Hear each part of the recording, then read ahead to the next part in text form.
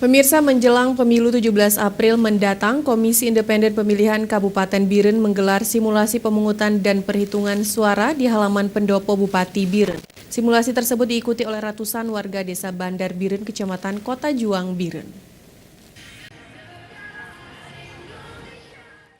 Simulasi pemungutan dan perhitungan suara tersebut dilakukan untuk kesiapan para penyelenggara pemilu menghadapi hari pemilihan yang hanya tinggal menghitung hari. Ratusan warga yang mengikuti simulasi tersebut dengan memberikan hak suara layaknya mengikuti pemilu sebenarnya. Menurut Edi Safwan, anggota Komisioner KIP Kabupaten Biren, sebanyak 200-an warga Desa Bandar Biren, Kecamatan Kota Juang dilibatkan dalam simulasi tersebut, baik warga yang berumur 20 hingga 50 tahun maupun warga lansia.